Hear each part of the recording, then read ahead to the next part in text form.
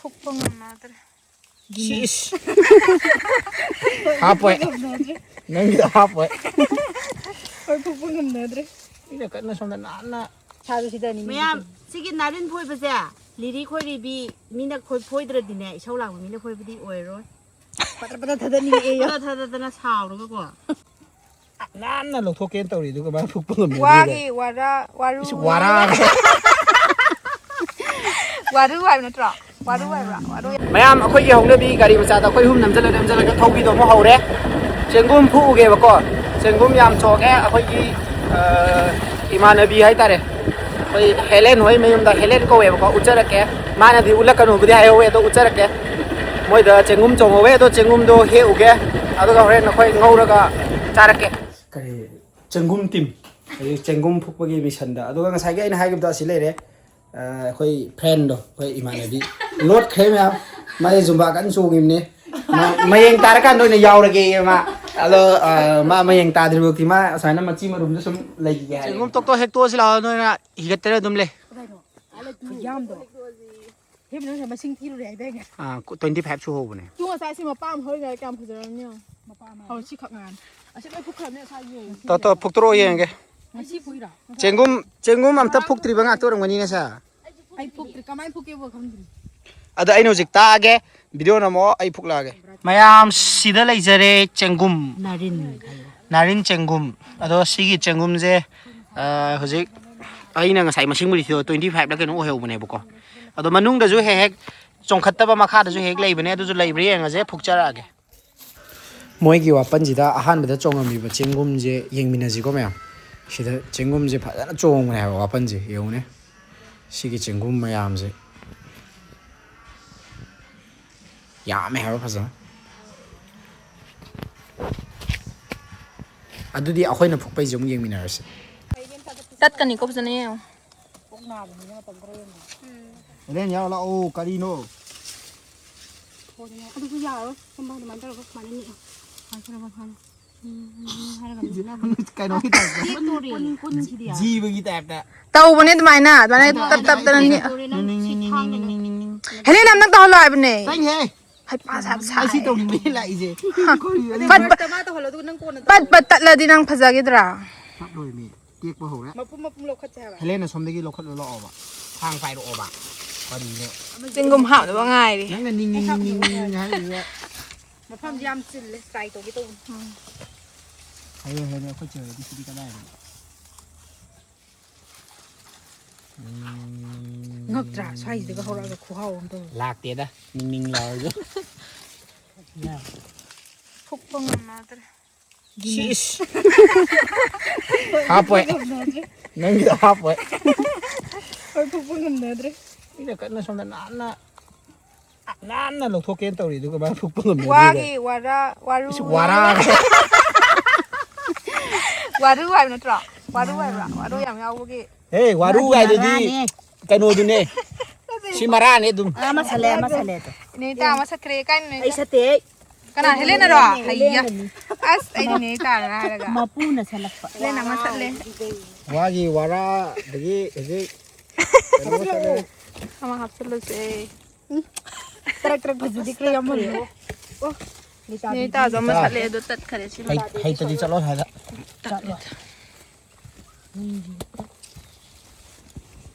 Sa ngan ko pa ngan sa lo. Ni ta mapum phuk khare. Mama that kre ji. Ay kata ngay ba? Nang khat tangai le. Ado ay di kaya thalo mini hulen mari ni. Am phuk thatri ko. Ay ni ay tat haloi ke na taw ito. Mo di amam di thatat na gre na. Kuna ba hona bada. Dasi ya juga ningri. Sinom na. Sinom gadra hay ka seran turan isi video 좀 우려 주는 생금지 바 우렁 그래. Nasa tadat kibudu ni sila nga sa tadat kibudu. May mapumamali. Ay ni sang hangay ay na first time. Haraw eh sidi. Kai. Os ni ta zo mapuk re ko. Lo shala ka daw re.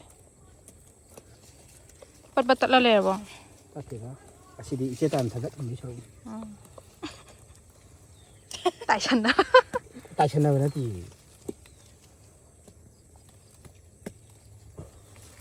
Nhà mẹ. โอ้ยคุยมีเยอะอย่าง ปักน้ำยาวด้วยเนี่ยปะ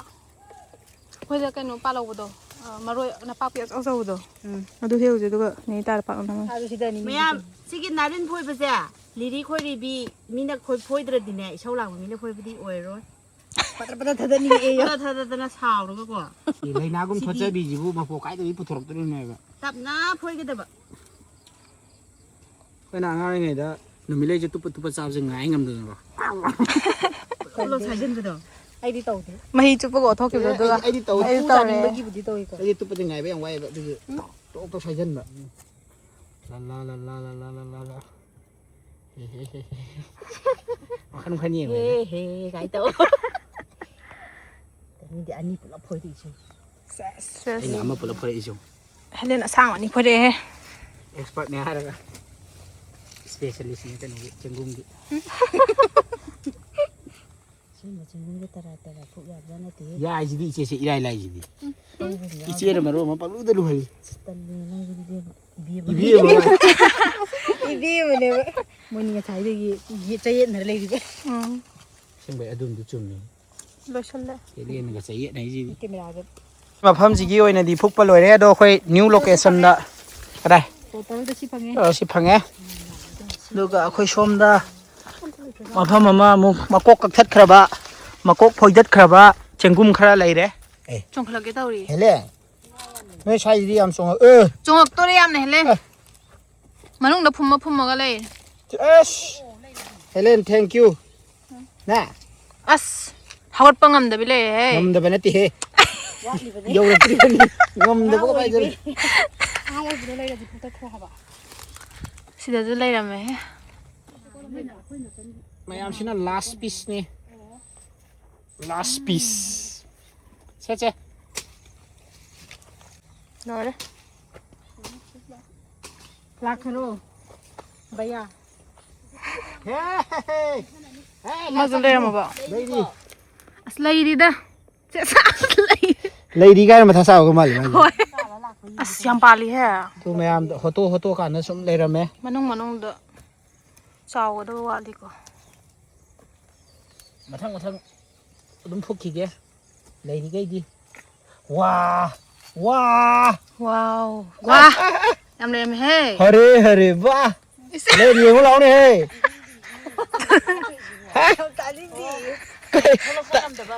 แต่น้อยนะตาดิ้งแต่วันที่เขาจะซีบุกอะไรนะ อาชีพเจ้าไอ้ฮะ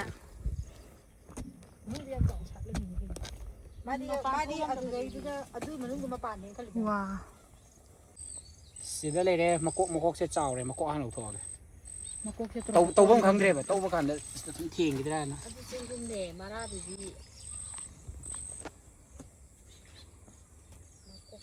เราก็สลาย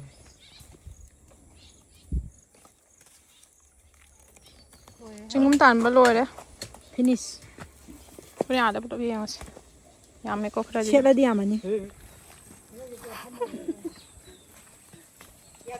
แอปเปิลมัน ยาเดราปันเดี๋ยวพับมากระปัน ไอ้น้องเชฟแอปเปิลมันกี่ตัวแบบ ยามเส้นมันให้ครูซูปาเลยตัวแม่ม ให้กูรู้จังปาล ให้ครูซูปาเลย आम्ही चाव्या संपू फिरवून जातो हैदराबाद เฮ้ยหัวจะปันจะบอมตัวเล็ก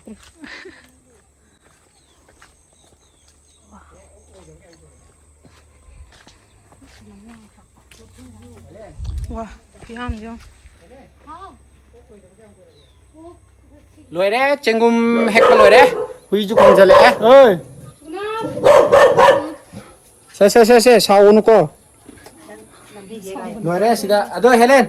เฮเลนโลบลาเกโก อิสลามพิวไฮดรี มาเจงุมก็เย็นก็งูก็จ้าตัวนี้ฮะแบบดูก็ชีรวยได้อะโดค่อยจะเฮียนี่หุ่นดิสุเรศอะไรจะสิเด้อะโดครั้งเดียมาเนี่ยชีรวยได้คนนี้สิเลยเด้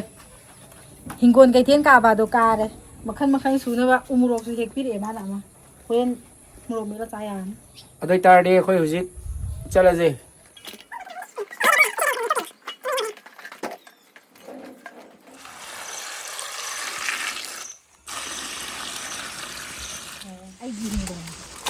เสียวงเล่นบี้ยังละ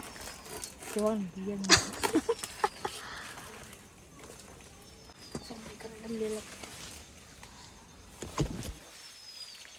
เนี่ยสิลꯐꯨꯁꯤ ꯍꯤꯡꯉꯝꯃꯤꯅꯦ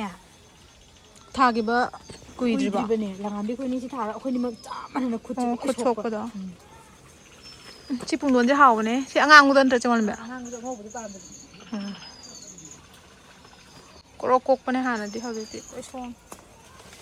ꯅꯣꯡ ꯆꯨꯕꯁꯦ ꯅꯣꯡ ꯆꯨꯕꯁꯦ ꯌꯥꯝꯅꯕꯨꯗꯤ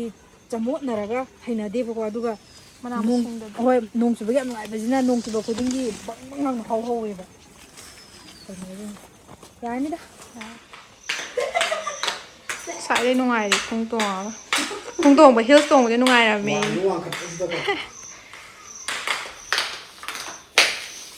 mayam karom de no khang hau de no te ka jong phau jale hausi ka ne ma de yam chin gre ai tai ne ma de SIR to bagi adagi ma โคตรเรียบดี ma SIR to bagi yam kan na chin le moi man to ba adu ma na mateng pang ba da ma hausi sangdre adu ma yeng du thabak na na to ba adu to wei ma sangdre mai blog pok thagat ta ba mai video bo thagat ta ba nam da ba nami nipani sugre ado ma athu bada loiraga ini amuka saraknabagi aina plan silli ado ma sangdri kana ngai ado ote ka je me khitang pada gum lakum wait ke amuk ler ke 93 dagi khangcha pothe da mai ote ka je chak cha gi je habne ado yadre ma je hujikan SIR tawbagi yam chin meduna akhoi video namina buju phangdre ado ma je mayeng tana buju kanna honna jari bane aduna akhoina chasan basida su ma je yaw masan yawningdre thabak su chil hoba chaksa je yadre ado mana ine sarakpa ibok sarakpagi video mo ngai minarase ngasi gi ote ka gi oina sin matang swai da loire bye bye sira pak nam gini napak piga kainoga beson ga pak nam num tharni duga sita kangau gi kaino semba lore machan mayan semba lore sampudam photo sogri ju thong lore akoi se gi mamai ka mana basse pak nam re mi di kaino phut laga tu na kaino mun na ba na kukar hana kam tho ga ꯃꯥꯏꯅ ꯁꯨ ꯇꯧꯅꯕꯅꯦꯕ ꯑꯗꯣ ꯑꯗꯨꯒꯤ ꯃꯍꯥꯎꯗꯣ ꯑꯩꯅ ꯑꯃꯨꯛ ꯄꯥꯝꯗꯦꯕ ꯀꯨꯏꯕꯨꯗꯤ ꯌꯥꯝ ꯀꯨꯏ ꯑꯗꯨ ꯁꯨꯃꯥꯏꯅ ꯁꯦꯝꯕꯁꯦ ꯖꯟꯖꯥꯟꯕꯨꯗꯤ ꯌꯥꯝ ꯑꯣꯏ ꯁꯨꯃꯥꯏꯅ ꯑꯗꯨꯝ ꯌꯥꯏꯕꯗꯣ ꯑꯗꯨ ꯑꯣꯏꯔꯁꯨ ꯁꯤꯅ ꯌꯥꯝ ꯍꯥꯎꯋꯦ ꯑꯩꯈꯣꯏꯒꯤꯗꯤ ꯀꯥꯝꯃꯔꯣꯏ ꯆꯨꯝꯅ ꯑꯗꯨꯝ ꯌꯥꯏꯊꯔꯛꯑꯅꯤ ꯑꯗꯨꯒ ꯂꯥꯁꯨ ꯃꯤ ꯌꯣꯝꯗꯕ ꯂꯩ ꯍꯥꯏ ꯑꯩꯈꯣꯏꯗꯤ ꯂꯥ ꯑꯗꯨꯝ ꯌꯣꯝꯃꯦ ꯑꯩꯈꯣꯏ ꯃꯥꯅ ꯇꯥꯛꯄꯤꯕ ꯀꯥꯟꯗ ꯈꯪꯗꯦ ꯌꯥꯏꯉꯪ ꯂꯥ ꯃꯅꯥ ꯅꯠꯇ꯭ꯔꯣ ꯂꯥꯏꯌꯦ ꯑꯩ ꯂꯥ ꯍꯥꯏꯁꯦ ꯈꯕꯔ ꯍꯥꯏꯕ ꯈꯕꯔꯁꯦ ꯃꯤ ꯌꯣꯝꯗꯕꯤꯗ ꯑꯗꯨꯝ ꯂꯥꯁ ꯉꯥꯛꯇ ꯑꯗꯨꯝ ꯇꯧꯅꯩ ꯍꯥꯏꯌꯦꯕ ꯑꯗꯣ ꯚꯤꯗꯤꯑꯣꯗꯒꯁꯨ ꯑꯗꯨꯝ ꯎꯏ ꯃꯤꯅ ꯇꯧꯕꯗ ꯑꯩꯈꯣꯏꯒꯤꯗꯤ ꯑꯩꯈꯣꯏ ꯃꯥꯅ ꯈꯕꯔ ꯌꯣꯝꯕꯁꯦ ꯑꯗꯨꯝ ꯇꯥꯛꯄꯤꯔꯛꯄꯒꯤ ꯁꯤꯁꯦ ꯑꯗꯨꯝ ꯍꯩꯅ ꯌꯣꯝꯁꯦ ꯁꯥꯔꯕꯅꯤꯀꯣ ꯀꯔꯤ ꯊꯝꯗꯣꯏꯅꯣ ꯃꯊꯛꯇ ꯌꯣꯠ ꯆꯥꯎ ꯑꯃ ꯅꯟꯊꯔꯛꯑꯅꯦꯕ ꯁꯤ ꯌꯣꯠꯁꯦ ꯌꯥꯝ ꯂꯨꯝꯕꯅꯤ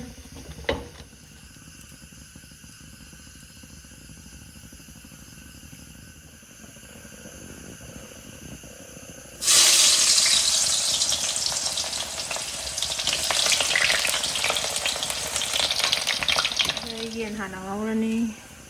ꯃꯃꯥꯡꯗꯁꯨ ꯉꯧꯗꯤ ꯉꯧꯈ꯭ꯔꯕꯅꯦ ꯑꯗꯣ ꯃꯃꯥꯡꯒꯤꯅ ꯆꯦꯡꯒꯨꯝ ꯑꯊꯥꯕ ꯑꯣꯏꯕ ꯍꯟꯗꯛꯀꯤꯅ ꯅꯥꯔꯤꯟ ꯆꯦꯡꯒꯨꯝꯒ ꯑꯊꯥꯕꯅꯗꯤ ꯍꯦꯟꯅꯗꯤ ꯆꯥꯅꯕꯗꯤ ꯃꯥꯜꯂꯦ ꯉꯁꯤꯅ ꯑꯩꯈꯣꯏꯅ ꯆꯦꯡꯒꯨꯝ ꯊꯤꯕꯗꯤ ꯄꯨꯛꯅꯤꯡꯕꯒꯤ ꯆꯦꯡꯒꯨꯝꯗꯣ ꯁꯦꯝꯃꯀꯥꯟꯗ ꯆꯦꯡꯒꯨꯝꯗꯣ ꯈꯨꯌꯥꯝ ꯑꯃ ꯌꯥꯝ ꯊꯣꯛꯈ꯭ꯔꯦ ꯑꯗꯨꯗꯨꯅ ꯑꯂꯨ ꯌꯥꯎꯗꯕꯤꯗ ꯆꯦꯡꯒꯨꯝꯒ ꯌꯦꯟꯒ ꯈꯛꯇꯪ ꯀꯪꯅ ꯉꯧꯔꯒ ꯉꯁꯥꯏ ꯍꯧꯔꯤꯉꯩꯗ ꯌꯥꯝꯗꯕ ꯃꯥꯜꯂꯒ ꯌꯥꯝ ꯌꯥꯝꯃꯦ ꯁꯦꯝꯃꯀꯥꯟꯗ ꯃꯌꯥꯝ ꯌꯥꯝ ꯊꯣꯛꯈ꯭ꯔꯦ ꯌꯦꯟꯁꯤ ꯃꯤꯅꯤꯠ 15 ꯆꯥꯡꯗ ꯑꯣꯏꯔꯅꯤ ꯉꯧꯔꯦ ꯑꯗꯨ ꯆꯦꯡꯒꯨꯝ ꯑꯃꯨꯛ ꯊꯥꯗꯔꯒꯦ ꯆꯟꯕꯨ ꯆꯟꯒꯗ꯭ꯔꯥ ꯈꯪꯗꯦꯗ ꯈꯥꯡ ꯆꯠꯇꯥꯔꯒ ꯌꯥꯝꯗꯤ ꯌꯥꯝꯃꯦ ꯆꯦꯡꯒꯨꯝꯗꯨ ꯈꯨꯌꯥꯝꯅꯤ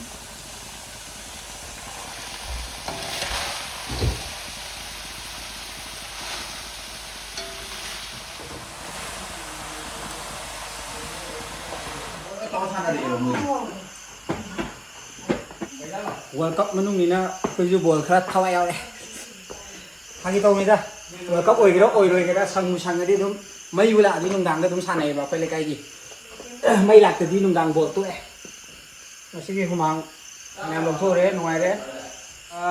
icheri ta ga mama macha gi su sida chak thange ꯑꯗꯨꯒ ꯉꯥꯋꯣ ꯀꯩꯋꯣ ꯌꯥꯝ ꯌꯥꯎꯋꯦ ꯃꯣꯏꯒꯤꯗꯤ ꯃꯣꯏꯒꯤ ꯀꯩꯅꯣꯅ ꯏꯕꯥꯏꯅ ꯇꯨꯔꯦꯟꯗꯒꯤ ꯉꯥ ꯌꯥꯝ ꯐꯥꯕꯅꯤꯅ ꯁꯤꯗ ꯕꯦꯝꯃꯁꯦ ꯉꯁꯥꯏ ꯀꯩꯅꯣ ꯆꯠꯁꯦ ꯍꯥꯏꯕꯀꯣ ꯕꯦꯝꯃꯁꯦ ꯉꯁꯥꯏ ꯁꯣꯝꯗ ꯆꯩꯔꯛꯑꯦ ꯕꯦꯝꯃꯩ ꯋꯥꯔꯤꯗꯣ ꯀꯣꯟꯅ ꯂꯤꯔꯒꯦ ꯁꯤꯗ ꯁꯥꯎꯅꯤꯍꯦ ꯆꯦꯡꯒꯨꯝꯁꯦ ꯊꯦꯡꯀ꯭ꯌꯨ ꯍꯦꯂꯦꯟ ꯆꯥꯕ ꯂꯥꯛꯑꯣꯁꯨ ꯏꯀꯥꯏ ꯍꯥꯏꯔꯦ ꯆꯥꯛ ꯆꯥꯊꯣꯛꯏ sida paknam mayam yen paknam ni ko Ngasai do kre. phagi tawni lagam bise kanana kari haibirurege ba chaba horase mayam ngasi lu phongina ba horase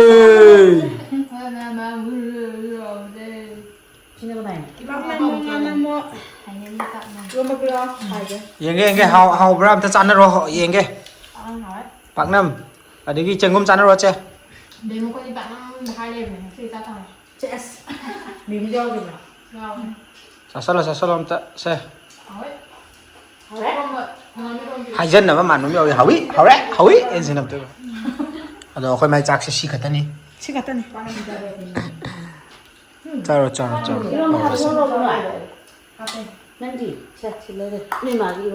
aduni mayam chengum jeng asigi sumaina wana talure aduga khoi hujik chasal lage mayam mathangi video da kari no mu namaga muk pujarage se mayam da se bye bye to sala se chasal se